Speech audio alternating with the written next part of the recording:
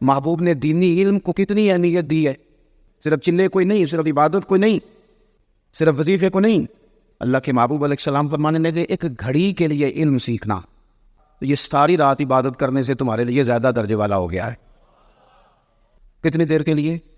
ایک لمحہ تم نے سیکھنے میں اگر گزارا, اور اس سے مراد عالم کا ٹیسٹ کرنا نہ ہو, اس سے مراد یہ بھی نہ ہو کہ آج میں تقریر میں مسئلہ سن کے جاؤں گا پھر اپنے محلے کے امام کو جا کے تنگ کروں گا کہ وہاں تو یہ بات ہوئی تھی, آپ نے کیوں نہیں بتائی, میں پتہ کروں ان کو مسئلہ آتا ہے کہ نہیں.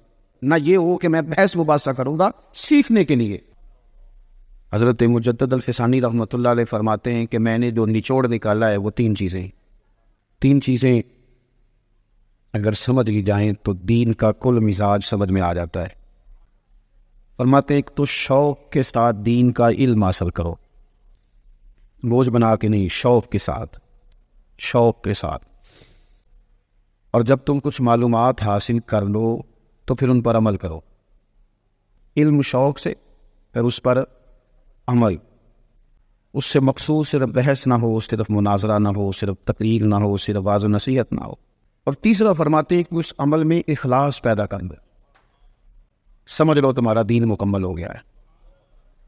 میں بڑی ذمہ داری سے آپ سے عرض کرتا ہوں, اگر طلاق کے مسائل زیادہ نہیں اور زیادہ دن نہیں, 2-3 دن صرف کسی عالم کے پاس جا کے نکاح کے, طلاق کے, پاکی پلیدی کے مسائل سیکھ لیے جائیں صرف 2-3 گھنٹے شادی سے پہلے, تو میں آپ کو بڑے انشراح صدر سے عرض کرتا ہوں کہ اگر ہمارے ہاں طلاق کی شرح 100% ہے تو یہ چند فیصد رہ جائے گی.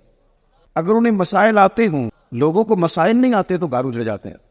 ہمارے بزرگوں کا تمام کا, وہ کسی بھی سلسلہ مبارکہ سے ہو, ان لوگوں کا جو نقطہ نظر یہ رہا کہ سب سے پہلے انہوں نے خود علوم حاصل کیے. یعنی گھر بیٹھے بیٹھے ان لوگوں نے دعوے نہیں کر دیے کہ جناب مجھے خود سارا پتہ ہے, میری اپنی معلومات بڑی وسیع, ایسا نہیں کیا, میں خود بڑا کچھ جانتا ہوں. بلکہ ان لوگوں نے باقاعدہ اصول علم کے لیے, دنیا میں کوئی چیز بھی سیکھنے کے لیے آپ کو کسی استاذ کی خدمت میں حاضر ہونا ہے.